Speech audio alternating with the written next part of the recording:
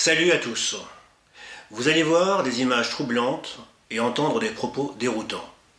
Je vais vous présenter des extraits d'un reportage réalisé en janvier 2025 à Paris par une web TV francophone et consacré à un SDF anciennement militaire, un militaire affecté à des opérations spéciales, un homme âgé de 46 ans aujourd'hui, passé par la drogue, par la case prison et qui revendique lui-même d'être un Français juif d'origine russo-polonaise.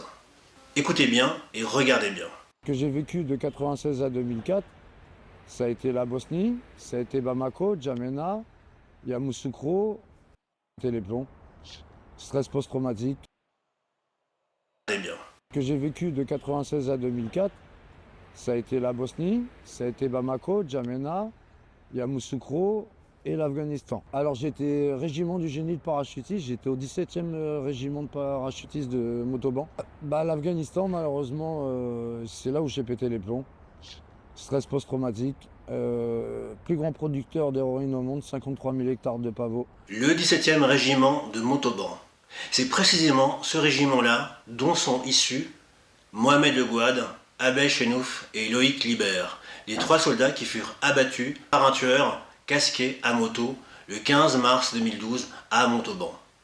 Le Gouad et Chenouf sont morts d'une balle dans la tête et Loïc Libert a survécu mais il est tétraplégique. Souvenez-vous, on avait ensuite accusé Mohamed Merah, un jeune homme présenté comme un terroriste islamiste, alors qu'on a su plus tard qu'il avait collaboré avec les services de renseignement intérieur et extérieur français.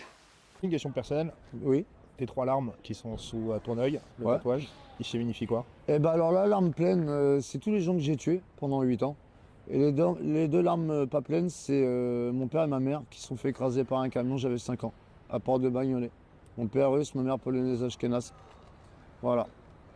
Ce militaire que vous venez de voir a les mêmes traits caractéristiques que ceux évoqués dans les témoignages de gens qui ont vu le tueur à moto. Il se trouve que je suis le seul journaliste en France à avoir fait une contre-enquête sur l'affaire Merah. Une contre-enquête publiée en plusieurs articles entre les sites ouma.com et panamza.com entre 2012 et 2014. Et l'homme que vous venez de voir a les mêmes traits caractéristiques que ceux évoqués par des témoins. Il a un tatouage sous l'œil gauche, un tatouage comparé par une témoin Martine à une cicatrice, et il a des yeux verts. Des yeux verts, 2 témoins avaient rapporté à l'époque avoir vu des yeux verts et un visage blanc. A été entendue par la police. Elle a décrit le tueur, un homme de taille moyenne assez corpulent. Selon elle, il portait une marque, un tatouage sous un œil. Il l'avait sur cette joue. Il était comme ça face à moi. La visière donc... L'enquête, Julien, a désormais des bases solides pour avancer, d'autant que d'après vos informations, le portrait du tueur se précise.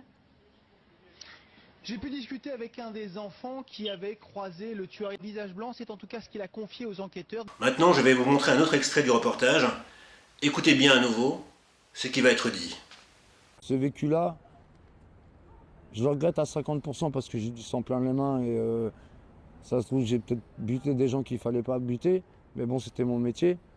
Mais d'une autre part, je remercie l'armée quand même parce qu'elle m'a donné toujours le pouvoir à me remonter. Tu m'avais parlé d'une carrière de militaire. Est-ce que tu peux nous en dire davantage?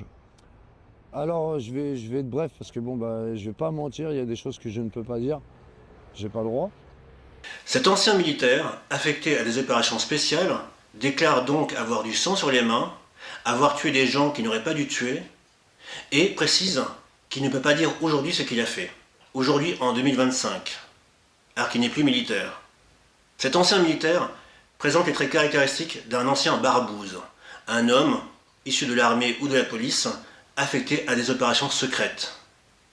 Rien ne permet de dire aujourd'hui que cet homme est le tueur à moto de l'affaire Merah, mais il y a beaucoup de coïncidences étranges.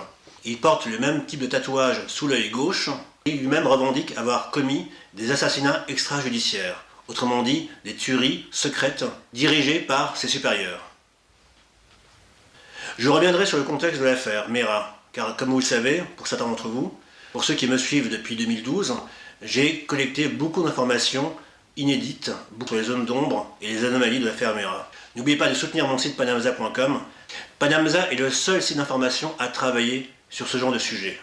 Donc je compte sur vous, le lien est en description et je vous dis à très vite. Ciao.